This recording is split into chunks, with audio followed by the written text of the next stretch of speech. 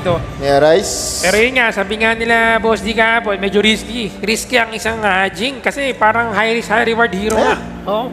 At may mga nakikita nga rin na tayong counter potentially like Liang, Princess Frost, and Liang is open right now. Kumaga, Jing, itong si Arise, baka mapigilan siya at makamatapa siya. Pag pinurse pick mo yun, men, ay!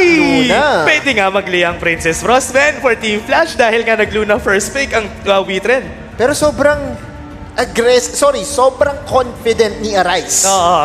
At ng Witren sa Luna ni Arise. Para yung first pick, no, na parang wala kami pakialam kung i-counter nyo to. Ang mahirap lang dito, Erp, kung halimbawa man, ayan, sabi na, Zhang Fei daw. What? Zhang Fei daw, baka long range. Oo, ang buga ng isang Zhang Fei dito, pwede mabigay sa kanila ng magandang hit. Ang usually ine-expect ko, pag hindi ka mag-liliyang, Mozi sana. Para Mozi. madapa. Pag nag-think inside the box ka, madadapa yung Luna. Pero, Zhang Fei, good reactionary play. Pero isa lang kasi yun eh. Isang stun mahirap patamahin. Kung hindi nga mo si pwede rin sa RG Liu Shan. Kasi yes. kumbaga chain stun tapos para matulog ang Luna. Pero ang ganda. Syndicate. Ang ganda ng pick niya yun ng Witren. nga. May halong galit at puot. Ito nga yung sinabi nga natin, di default back sila sa Ogran. And I think yun yung naging draft dito ng Flash PH. We don't mind kung magluluna ka, we will fight fire with fire and going for the Ogran.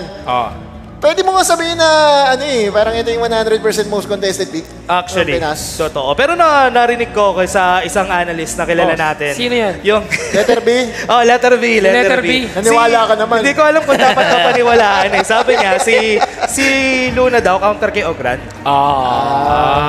Well, si Luna, kinaka-counter niya yung mga tulad ng Dolian, ng mga Dun. And potentially kay Ogran din dahil nga si Ogran, free dash. Yun yung sinasabi nga nila. Dadaanan niya lang eh. Yep. Ngayon tatanggalin ng Flash PH ang Liang and yung Nua. Samantalang sa kabila naman, Witren. Nirespeto yung Mulan. Wow. Ni Bridget. Kasi alam mo bakit tinanggal? Masyado na kasing malakas ng ulan. Tama. Pag pinabayaan pa yan, mulan lalo. Di tayo makauwi. Mamagyo mamaya, Di tayo makauwi. Airview pa naman. Layo pa naman natin, Caloocan. Tama. Layo pa naman ng mga Team North. Oo, tama. Wala tayong mulan. Oy, Charlotte Tayo palang Toronto Raptors.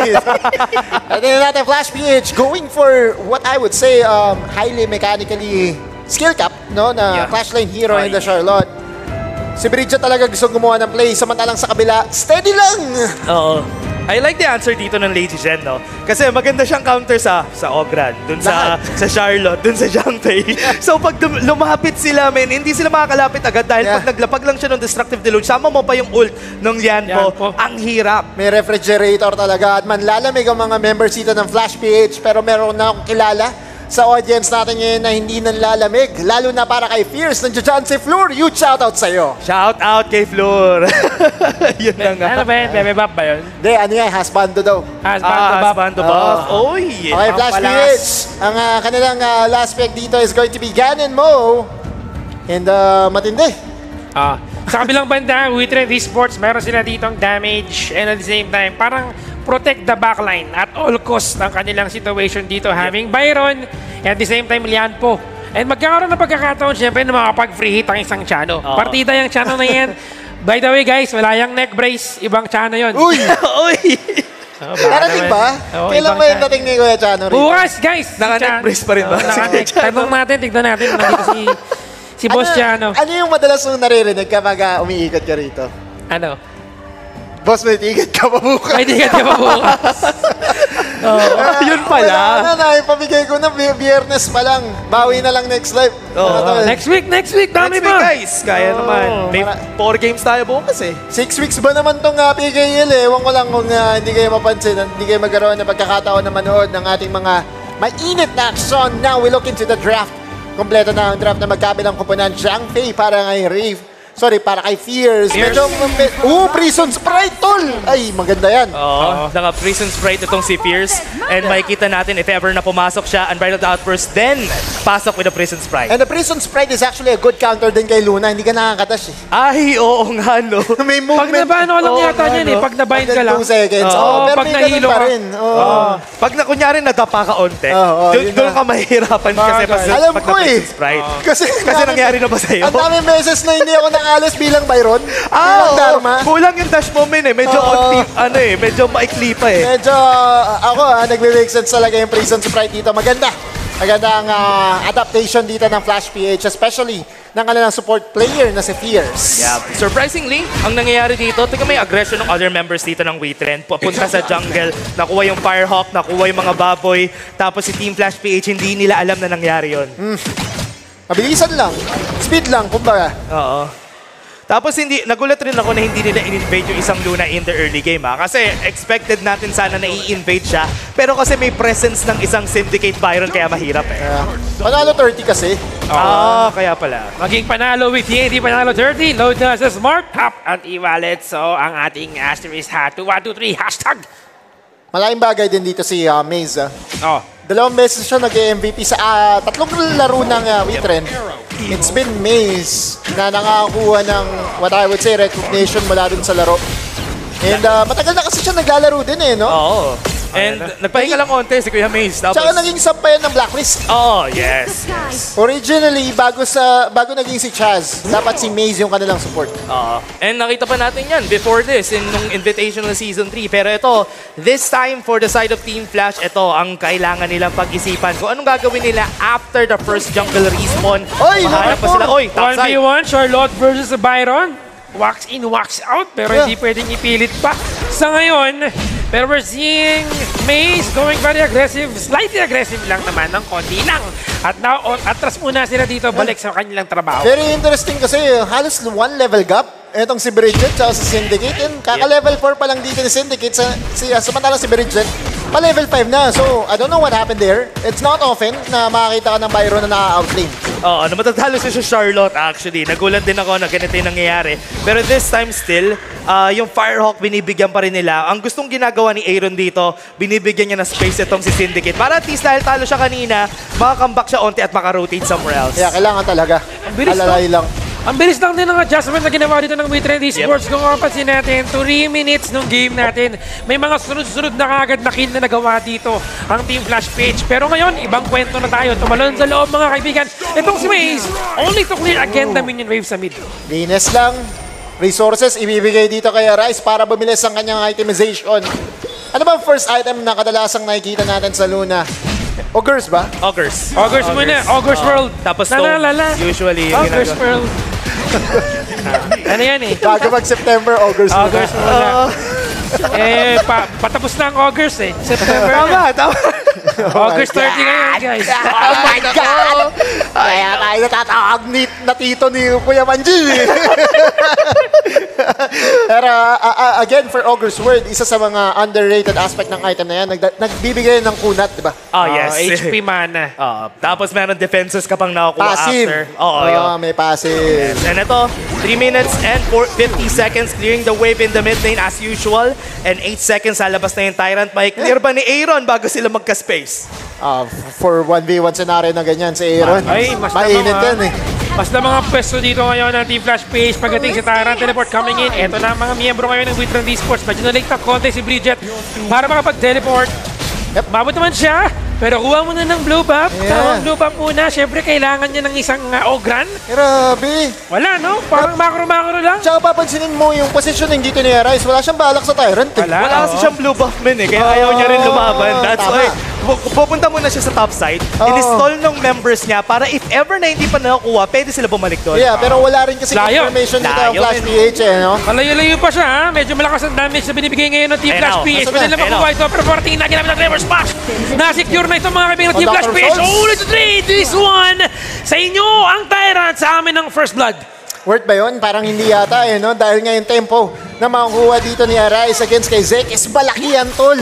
Kapag wala kang buhay, hindi ka makakapag-farm sa mga jungle camps mo. Auto-invade! Oy! Pumasok! Ay, hindi pa tapos mga kaibigan. Pinasok sa loob ng tower. Ito na ang hasik ng kalagim nitong si Arise with that Luna. Pero first here, Tower Rise sa kanila naman. Ayan ang masasabi natin hindi panalo kasi nakuha nila yung mid lane tower this early in the game. 5 minutes pa lang, then all that comes on the top side of the map. Sobrang laking advantage, 2K gold lead for WeTren. Minimum, no? Minimum net worth. Na 2,000 ang may dadagdag sa kanila. That's Flint not recognizing and not respecting yung distansya sa kanya ni Syndicate. Bawal ka magkamali bilang Ganon mo dahil yung number 1 job description ng Ganon mo, mag-defend eh. Oo, mag-clear ng wave, mag-guard her grave pag dinikitan ka, pero hindi niya na nagawa yun kasi na-flashan na nga siya. Top side, they can go for a push here. Pwede. Ocean of Tears. Aray ko. Pero walang follow-up muna for now. Coming from the members of WeTren Esports. Samantalang yung iba naman ang ating mapa ay nakuha dito mag-isa. Natong si Consi. Pumasok sa loob si Mace. Burst Ram. Kaya lang ang gusto lang nilang kunin ay yung tower. Pinagkakagat ng mga Chinchu Dogs. Tamang box out lang. Tapos sakto yung macro ni Syndicate dahil nasa loy niya yung wave. Dito sa may bandang ibaba. Ang daming nawala sa Flash PH. Yung Tyrant na yun, worth it ba? Definitely ang sagot, hindi eh. Hindi nila nagamit eh. Usually kinukuha mo yung Tyrant to find some kills, find something around the map. Pero dahil wala, naulan sila, na-steal pa. Nakuha ni AA Ron. Yung ating blue buff dito. Binatuan lang niya ng Ocean of Tears. Si Balaki ay nagpakitang gilas. Syndicate! Syndicate naman over the wall, mga kaibigan. Pero ginamit ang kanyang infinite fastness para lang makapag-disengage. Precious Sprite, naipit sila. Hindi sila makatakbo. And now, nabind sila dito. Damage coming in from Fleet. Pero not enough for now. Minus 2 ang WeTren Esports. Balik mga kaibigan ng Team Flash PH. Here comes Arise to do the cleanup. Ginamit na ang kanyang New Moon. Was able to get 1. Kaya ba niya mag-survive? Cooldown. Hindi. Pero pa rin siyang New Moon dito. Damage is being key. Dish out as well. Muntik nang tumama ang freshly forged 3 for 2 exchange. Medyo late lang yung pagpunta dito ni Arise dito sa fight natin na to. It went for a 3-4-2 kasi nag-teleport pa siya from the top side, which is why kulang pa yung damage nila kasi si Darfin wala pang ang second item eh. Yari ka na naman, Syndicate. Tumalon siya ng walang rason eh. Oo eh. I really think that, going to dash into high ground na wala kang energy, wala kang information, puts you in a very disadvantageous position. Wala pa doon si Arise na may pinakamaraming gold.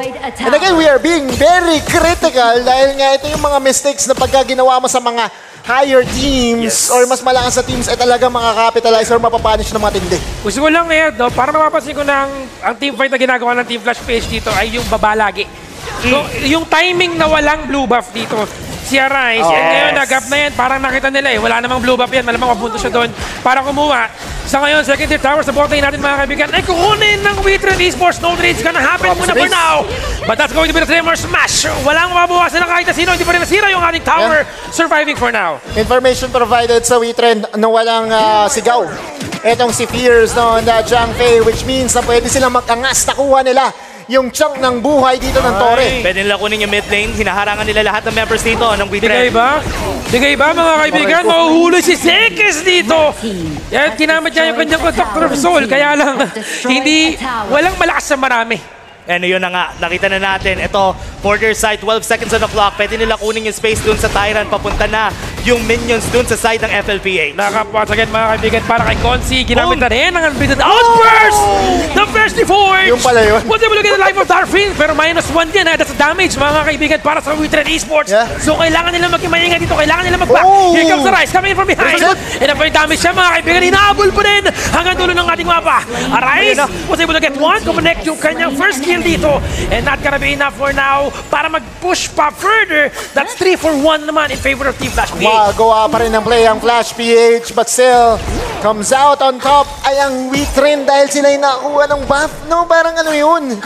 Kayo yung nakakuha ng kills pero wala sa inyo yung teritoryo. And for WeTren, kukuhin nila yung red buff nyo ng walang alinlangan. Wala silang nakukuha after, yun lang yung nagiging problema kasi most of the time push yung waves dito ng WeTren papunta sa side ng Team Flash. Kaya after, wala silang space to take a tower, to invade the jungle dun sa kabila. Kaya WeTren is taking those fights kasi alam nila walang makukuha yung FL after. Still, a very recommendable no, itong si Fears going for that play and yung coordination niya kay Flip. Grabe, shoot na shoot, alley-oop eh. Malalebron eh. Yun yung inahanap natin sa isang Zhang Fei. Sabay-sabay mo pa ng ganon mo dito. Parang convolutions talaga ang nangyayari. First, the tower will fall to the hands of Team Flash PH, preparing maybe for an Overlord.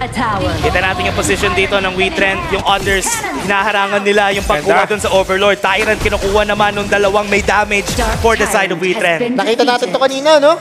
Ang kukuha lang ng Tyrant, ang kukuha lang ng Tyrant, yung Marksman tsaka yung Juggler. Yep. Yung iba, panggulo sila dun sa top side. Yep. Agabang lang para mabantayan ang ating Overlord.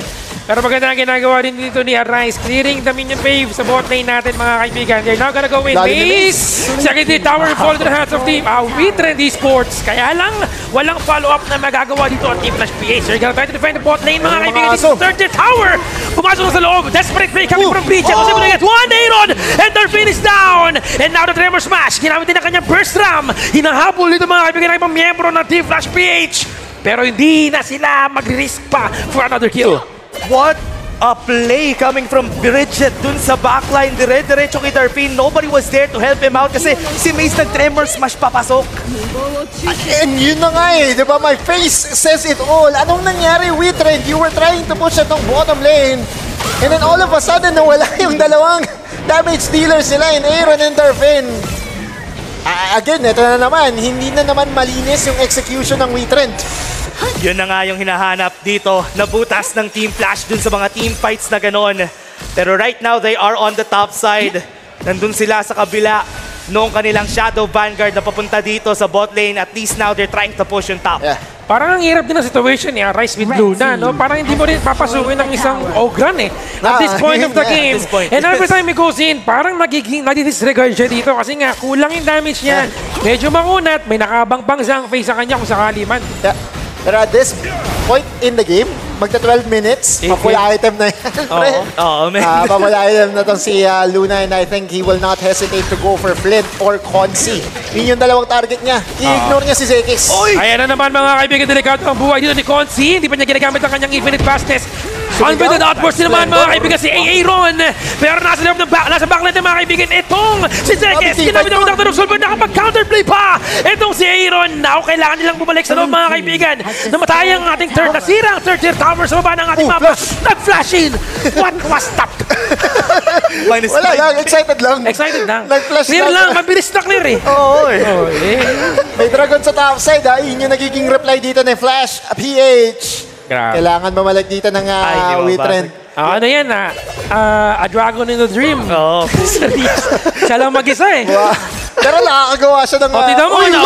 1/4 na agad. Malitin yan. Kala ko Pwede mababasa. na. Worth na. Okay. I kind of want to still commend yung nangyaring team fight ngayon para sa WeTrend. One thing na nagamit doon ni Aaron was yung Splendor. Yes. No? Splendor na. Nakuha niya yung attention. Outburst eh. Tapos nag-Splendor. Yun na. Nakuha niya yung inis ng WeTrend dito. Ay ng Team Flash. Kitang-kita nyo yung Unbridled Outburst, hindi tumama. So sayang na agad. Walang tinamaan nung Splendor siya. So saktong-sakto. And yun siguro yung bakit sila nanalo doon. Yari, walang madness. Hindi galit itong si Fierce. Pwedeng pumush talaga dito ang WeTrend. Hirap to for their side. 20 seconds, meron tayong Tyrant. Pwesto na sila doon. But right now, Team Flash is still clearing the waves para dito. But Maze, yung position niya lagi, no, lagi siya nakaangat para hindi makalapit yung Team Which Flash. is very commendable. Yes. Na hindi pa rin naman siya talaga mapapunish dito dahil kung Hindi siya mapapatay niyan. kung magbubuhos kayo ng skill or ng damage kay Maze, that will be the go signal para gumuho yung mga ibang members ng WeTrend. Natural lane push tayo sa bot side, kaya kailangan lagi tignan ng Team Flash. Kaya free na naman yung objective for the side of WeTrend. Masisira yung tower sa taas. Abot ba? Syndicate, Abot. oh. Abot si Syndicate. Abot kigan yun. Nakauwi itong si Syndicate. Si Yuji Itadori, which by the way, magkakaroon tayo ng rerun sa HOK. Sa mga nakamiss. Mag-ipon na kayo. Ready na, guys. Tokens. Libre yung dalawa eh. Yung kay Garo tsaka kay Kuy Gusi. Diba yung si Kati tsaka yung... Si Kati. Ito kapwesto na sila. Binubugaw nila yung members dito. Oy, Tremor Smash. Naku po, lampas hanggang mapa, mga kaibigan ko. Doctor of Soul, naipit sa loob si Zegas. At walang follow-up talaga ng mga kaibigan from Team Flash PH. Walang matutulong sa kanya. Arise going in. Ginamit tayo kanya si Gistaswari. Pero may Fresh Forge. Damage lang sa malayo, sa Gedli ng ating mapa. And now, meron pang wave. Kailangan mag-out ng konti lang. Okay, out muna. What a play doon. Nakita natin, si Zekes medyo nasa harap siya kanina. They had a lot of people there. Pero nobody was there to help him out in the end. That's why, even with the Conductor of Souls, namatay pa rin siya. Hindi ko inaasahan na magiging posible yan. Oo, Right, ang bilis eh. Si Fierce. Oh! Syndicate going in, mga kaibigan. Nilakap na naman ang binigay niya. And Fleet going down. Wala na silang Bridget! damage dito. Tapos na yata ang laban. Ubus! Gumagawa ng miracle play si Bridget. Double kill para sa kanya. Bottom lane. Dalawa na lang ang natitira, mga kaibigan. Merong malaking wave sa baba ng ating mapa. Pero Overlord is open for the taking. Wow. Balikatan ng laban natin. Hindi lumalayo ang Flash PH. 2,000 lang ang lamang, ha? Kanina pa natin nakikita, itong si Bridget na gumagawa ng play. Magkaroon lang siya ng space. He'll do everything to carry the team. Sabi sa'yo, si Mr. Exciting Games kasama natin, eh. Oo nga eh. Here we go again. Posible mag-game number 3 to. Flash PH now starting itong Overlord. At pwedeng-pwede talaga nila makuha yan dahil wala yung jungler ng kalaban. Oh, they can easily take it. 5 seconds on the clock bago pa lumabas si Arise. They can use it to maybe swing the gold in their favor dito sa next waves natin. Mas maganda na nakakakuha sila ng Overlord dito again to slowly Nakuha yung blue. makahabol sa kanila. Ayan, oh. Ay! Ang sakit! With the blue buff, wala ngayon sa kamay ni Arise. Medyo hindi ito magandang pangitain sa Witrend Esports.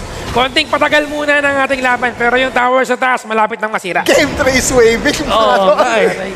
Arauco. Shadow Vanguard, yung Shadow Path natin nandun sa bot side, so that is gonna be pushing. Yeah.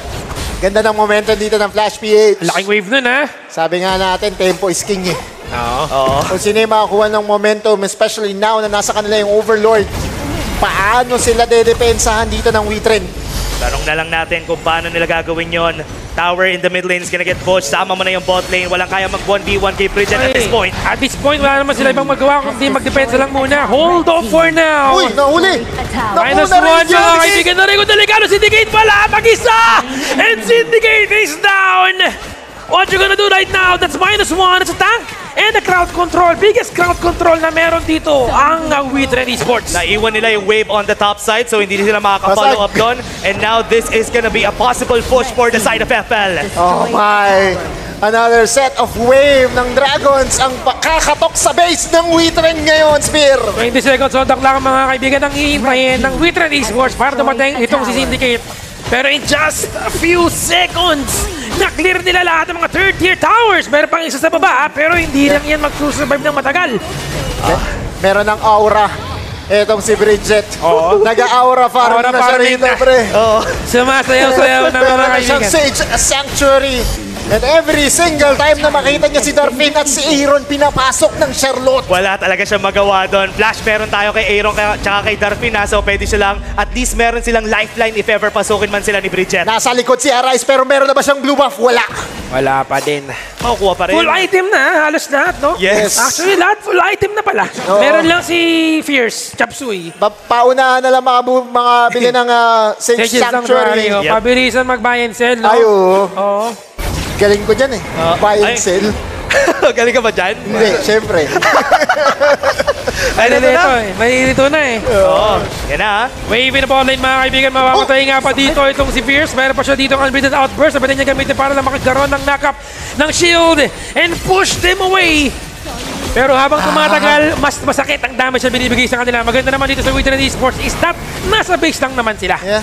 Kahit yung mga Flaming Palm na merong backdoor defenses and ang Tore, kinukomit na ng yeah. Flash PH. Oo, kaya nila pasabugin yun. Ayan o, ayan o. Ayan pa! Oh! Basagan tower. What is minion? Job's done! Ay, ano. Para sa kanila. Uy, naka-ano? At ang pinakamalaking problema ng Witrend dito, hindi na nila natitikman yung kanilang sariling blue buff. Ayun lang. And hindi makalapit si Arise dun sa mga laban natin dahil doon, 20 seconds may overlord na tayo. Malapit na tayo doon sa Tempest Dragon natin. Parang aabot tayo ng final showdown dito. Naamoy ko na. Unang Tempest Dragon ba? Oo, Oo, una. and again, the final showdown is something na parang kailangan, doon na magdidikta eh. Isang magkamali lang dito kasi it's still anybody's game eh. Yep. Isang pagkamali lang, isang makakuha. Kaya. ng mga 10 kaibigan. seconds. Mataas ang damage. Ay, oo nga. Mataas ang damage Wait, nila. wait. Ay! Ang problema dyan, overlord sa kanila, pero meron sila ditong ano? Primal Bond. Primal Bond. Oo. Oops. Okay. Hindi nagre-reset yan. Ngayon, mahuhuli nga pa mga kaibigan itong si Zekes. Ginamit na yung kanyang Blood Rage. Ang next target, nakuha ba ni Arise? Hindi na naman. Blue buff denied once again. Yeah, yun yung nilaban ng Witrend eh, no? Alam nila na kailangan nila yung blue buff dito, pero Flash PH is going away with the heist of the century. Nakuha nila yung blue buff, nakuha nila yung Overlord, and so now, hihintayin na lang nila mag-converge yung kanilang lineup. Pushing on the bot side of the map yung ating Shadow Vanguard. Nandun yung Shadow Path. Mace. Right now, oy, Mace, oh. Maze sa loob mga kaibigan, tumalon sa loob si Fierce mga kaibigan, or rather Maze with a Tremor Smash, kaya lang walang parang na naganap. Ang ginawa niya lang dito ay pigilan sila. Arise medyo malayo, tinawa ng David Palm. Sanctuary. Pero nasigis ng Sanctuary mga kaibigan, bayan sa naman ang ginawa niya dito para mag-close siya ng Cody Kakunatan. And that's -1, Maze is down. Hinabol nila at tumalon sa loob, pero luyo nila mga AC. And the damage coming in from Consi himself. Arise going in, doing the miracle play. Kakayanin nga ba? Sage's Sanctuary was able to get one. Bumili siya dito ng Destiny. Pero sapat ba yun? Buying Clear some na lang ng time. wave. 5 pa Clear wave. yung buhay dito sa Flash PH. At yun na nga, ito, pwede na yata mag-end. Katapusan mo na, Eugene, mga kaibigan. We're going to game 3 nga ba? May maliit na dragon dito, mga kaibigan. Sapat na yan para sa kanila. Na-defend! Clear Na-clear! nila yung wave. Wala nang minion! Wala nang minion! Ayan na! Ito na! Eto na kami! Dedepensahan nyo ba? Wala kaming pange! We're going to game 3! Flash PH extends the series of Bridget's marvelous play on that Charlotte. Second, best of 3. And on the same day tayo for today. Team Flash PH waves the flag of this game 2. Asa ba yung manager ko? Manager! Yung manager ko yung tama. Manager! Last season pa ako sinasabihan ng manager ko. Sabi ng manager ko, pag si Spear yung nagkakast, nagiging exciting lahat. Parang iba yung naaamoy ko eh. Medyo, Ikaw ang totoo. may iba akong naaamoy dito eh, manager ha. Buti hindi ka napunta sa 4 games. Oo, Bukas yun, di ba? Bukas 4 games lahat. What a game. Again, nakita rin natin yung back and forth, and we are trying to squeeze in as much analysis as we can. Nakita natin na nawalan na ng tempo yung Witrend, at napaka-importante talaga ng blue buff para sa isang Luna, dahil kapag wala kang blue buff, halos wala kang karapatang mag-teamfight. Oo, ang hirap eh. Maraming times na dinay yon nung side ng Team Flash. And ito na nga, kita mo, Bridget. 6-0-5. The TNT MVP of the game is Grabe ka. Bridget from Team Flash. Grabe ka, Hinsan. Dinaan sa jawline eh. Oo, dinaan sa Joel. Glamour. With Charlotte, mga kaibigan, 6-0-5 ang kanyang naging KDA. And the hype is real in that game 2. Yep. Mabot tayo ng game 3 ARP. Parang hindi na bago. Sabi ko sa'yo. Yan o, tumatawa lang si... Yung commissioner natin parang masaya. Oo nga. Sulit ang bayad sa venue eh. Kasama si Kuya Fluffy, masayang masaya. Si Manjin, tumatawa siguro yun. Tumatawa-tawa. Ay! Mainit eh. Mainit na eh. Like the highlights of the game, we all know what it's dito. Witrend, yung mga push attempts nila, they were on the precipice of winning this game. And for some reason, nandata pa sila kapag nasa high ground tower na sila. I think this is a combination of both, no? Witrend lost this game, but at the same time, Team Flash PH capitalized. And also, there was a lot of miscommunication, especially dun sa mga last parts of ng fight natin. Na si Maze, very disconnected para sa decision-making nila dun sa mga laban. Even the last fight, si Maze pumasok siya mag-isa, siya yung unang namatay. Dun sa, kaya natapos ng game natin. Pati si Syndicate, no? Naalala ko, there was one moment na nahuli si Syndicate ng Radiance. Ay, oo. And kapag na-slow ka ng Radiance na may crowd control na malapit sa'yo, lista mo na. I think in terms of lineup ng Team Flash PH, they complement each other eh.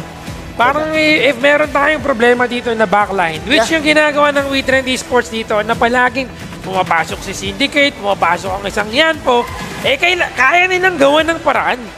I like that there's no need or no form of counter talaga na exact para dun sa Luna. Which is why I think Team Flash PH did a really good job during this game. Imagine sinong pwede mong ulihin dyan gamit ang Luna. Pasok ka sa long. Sige, lilipad lang yan eh. Lilipad yung Dragon. Pasok ka sa ganin mo, tutulak ka lang yan. Oo eh. Tsaka kung may pumapasok na Luna sa kabila, meron din pumapasok